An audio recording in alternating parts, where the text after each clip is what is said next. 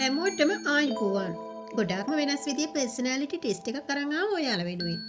මේ පින්තූරේ වර්ණ හතරකින් යුත් රෝස මල් හතරක් තියෙනවා. එකටම තියෙන්නේ ලා රෝස පාට රෝස මලක්. දෙවෙනියට තියෙන්නේ පින්ක් කලර් රෝස මලක්. තුන්වෙනියට තියෙන්නේ කහ පාට රෝස මලක්. හතරවෙනියට තියෙන්නේ රතු පාට රෝස මලක්. මේ වගේ වෙනස් වෙනස් රෝස මල් හතරක් ඔයාලට දැක ගන්න පුළුවන් නේද? දැන් ඔයාලට කරන්න තියෙන්නේ මෙච්චරයි. ඔයාලා කැමතිම මල මේ මල් හතරෙන් තෝරගෙන එකක් හිතේ තියාගන්න. ඔයාලා ආසම හිතන මල නැත්නම් කැමතිම වර්ණයෙන් යුත් රෝස මල මොකද්ද කියලා තෝරගෙන ඒ මල හිතේ තියාගන්න. හැබැයි වෙනස් කරන්න බෑ හොඳේ. තෝරගත්ත මල විතරමයි හිතේ තියාගන්න ඕනේ. ඒ වගේම මේ පර්සනැලිටි ටෙස්ට් එක ගොඩාක් වටින ටෙස්ට් එකක්. ඔයාලගේ ජීවිතයේ සිදුවෙන වැදගත් තොරතුරු කීපයක් මේ ටෙස්ට් එකෙන් දැනගන්න පුළුවන් වේවි. ඔයාලා මේ වීඩියෝ එක බැලුව පසු ඔයාලගේ ජීවිතේ මේ වගේම සිදුවෙලා තියෙනවා නම් පහතින් කමෙන්ට් කරන්න අමතක කරන්න එපා හොඳේ. ඔයාලා තෝරගත්තේ ලා රෝස පාට පළවෙනි මල නම් එයාලා ගොඩාක් කල්පනා කරන අය.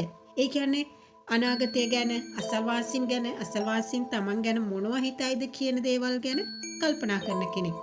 සමහර වෙලාවට ආයෙත් හිතෙනවා ඇයි දෙවියනි මම මෙච්චර කල්පනා කරන්නේ? මෙච්චර කල්පනා කරන නිසාද මට මෙච්චර කරදර නැත්නම් මට කිසි සතුටක් නැත්තේ ඇයි කියලා.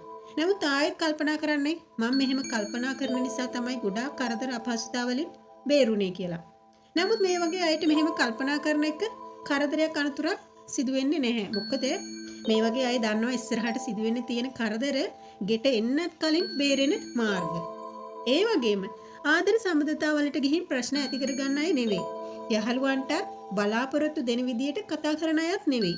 යහළු මිත්‍ර ආදීන්ටත් කරදරයක් නොවන විදියට තමයි ජීවත් වෙන්නේ.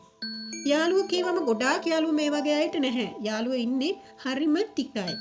ඒ වගේ යාළුවෝ ඇති කරගන්නෙත් හොඳට දැන හඳුනගෙන ආශ්‍රය කරලා තමයි. ඒ වගේ යාළුවන්වත් නිකම්ම අතහරින විදියට නෙවෙයි ආශ්‍රය කරන්නේ.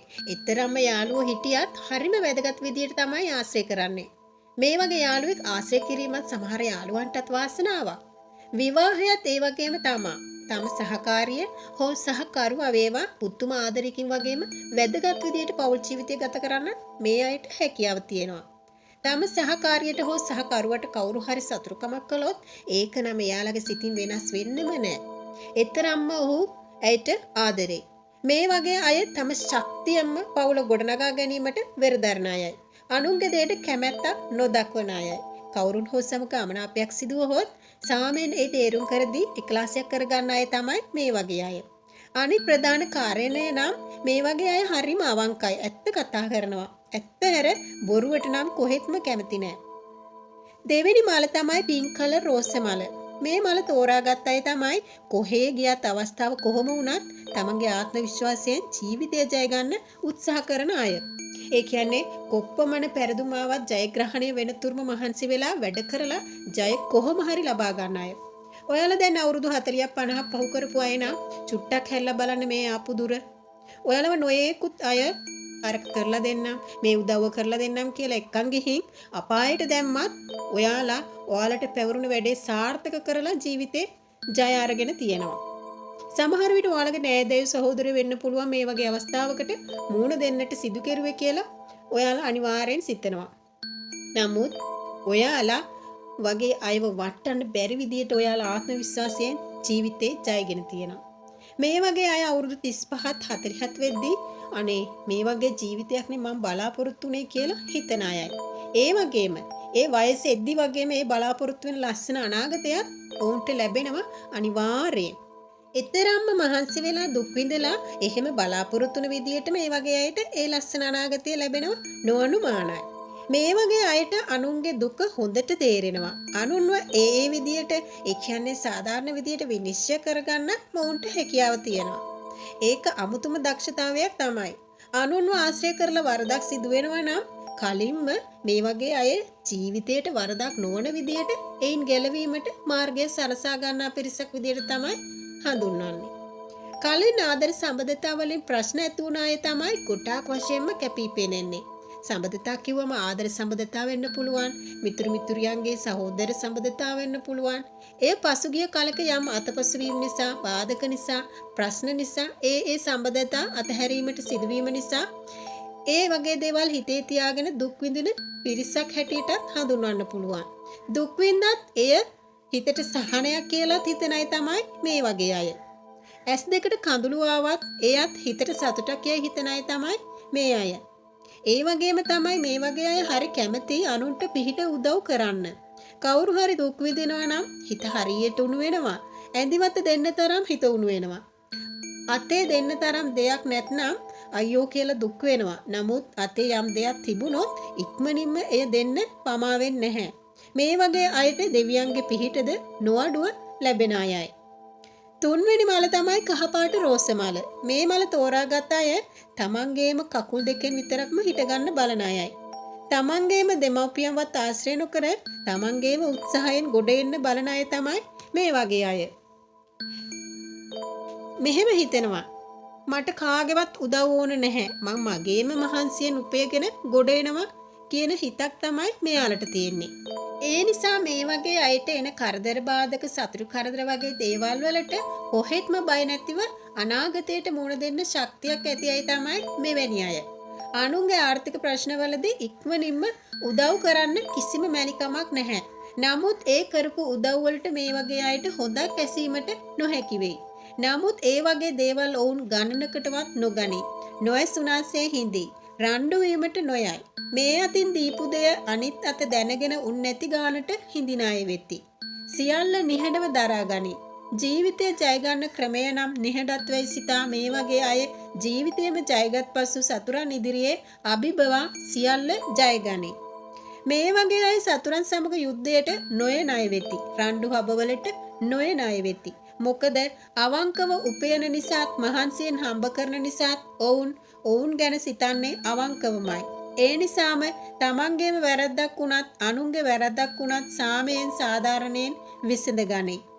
අවුරුදු 50කට කලිනුත් මේ වගේම සර්වසාධාරණයෙන් ජීවත් වුණ අය මේ වගේම අය වෙති. නමුත් තමුන් සමග තරඟට ජීවත් වෙන්න බලපු අය ඉදිරියේ තමන් ජයගත් බව පෙන්වපු අය තමයි මේ අය. තමන් ගැන වැරදි කියපු අයගේ කටවහන්න සිදුවෙන තරමටම ජීවිතය ජයගත් අය වෙති. නොදන්න දෙයක් නැත. උගන්වීමට බුද්ධිමත් අය වෙති. එතරම්ම දක්ෂතාවයක් ඇත. කවුරු හරි මොනවා හරි දන්නේ නැති දෙයක් ඇහුවොත් ඒ ගැන කියා දීමට හරි අපූරු හැකියාවක්ද ඇත. අවුරුදු 40ක් විතර වෙනකම් මේ වගේ අයට හොඳක් නම් අහන්න ලැබුණ අය නෙවෙයි. නමුත් 35ත් 45ත් වයස කාලවලදී මොවුන්ට නම්බු නාම නොඅඩුව ලැබුණ අය වෙති. දැන් 35ක් නම් 45 වෙද්දී ඒ වගේ අයට මේ කිව් දේ සිදු වී ඇතනම් අමතක නොකර ඔයාලගේ අදහස් පහතින් ලියන්න.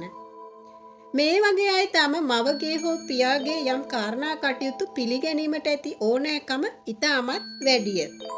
මෙහෙම අය කාරණා කටයුතු වලදී තීරණයක් ගැනීමේදී අර ඉස්සර කාල වගේ මේක මෙහෙම නෙවෙයි මේක මේ විදියයි කියන අය නෙවෙයි. දැන් වර්තමාන ලෝකයේ හැටියට හැඩගැසි හැමදේම පොසිටිව් මයින්ඩ් එකක් වගේ හරි කියලා දෙයක් තේරුම් ගන්න අය වෙති. ඔයාලා තෝරගත්තේ රතු පාට රෝස මල නම් මේ වගේ අය ගොඩාක් නිහඬ චරිත තමයි ගෙවන්නේ. නමුත් අමාරු කාරණාවලදී රිස්ක් එකක් වගේ දේවල් වලදී කිසිම බයක් සැකක් නැතිව සමහර විට යාළුවෝ හරි කවුරු හරි කියනවානේ අයියෝ ඕක කරන්න එපා, ওই විදියට කරන්න එපා වගේ දේවල් නැහැ. ඒවා කිසිම දෙයක් ගණන් ගන්න නැතිව හිතාගත්ත දේ කරලා නිම කරන්නම තමයි ওই වගේ අයගේ අදහස්. මොකද උත්සාහවන්තකම ධෛර්යය වගේ දේවල් ඒ අයට ගොඩාක් වැඩි. එක විදිහකට බැලුවොත් එයාලා හිතන්නේ Taman තවමත් හිතින් ලාබාල කෙනෙක්. මගේ වටේ ඉන්න අය වයසින් වැඩි අයයි. මට මේ වැඩේ කරන්න පුළුවන් කියන සිතුවිල්ල තමයි මේ වගේ අයට තියෙන්නේ. ගතින් මහලු වුණත් සිතින් තවමත් මම ශක්තිමත් කියන දේ තදින්ම විශ්වාස කරන අය තමයි මේ වගේ අය. තව කියනවා නම් තමන්ගේ කියන දේවල් ඒ කියන්නේ ඉගෙනීම ඒ වගේම අපි කියමුකෝ තව වැඩක් කරනවායි කියලා ඒ වැඩේ පවා අනුන්ට කියලා කරගන්නවට වඩා තමන්ම ඒ කාර්ය කරලා නිම කරගන්නවා වගේ අදහස් තියන අය තමයි මෙවැනි අය. ලෝකේ ගොඩාක් මේ වගේ අදහස් තියන අය ජීවිතේ දිනලා තියෙනවා. අර කතාවක් තියෙන්නේ වැපිරුවොත් තමයි කපා ගන්න පුළුවන් කියලා. මේ වගේ අයත් ඒ වගේම තමයි. පුංචි කාලේ ඉඳලා අපිට යම් බලාපොරොත්තු තියනව නේද?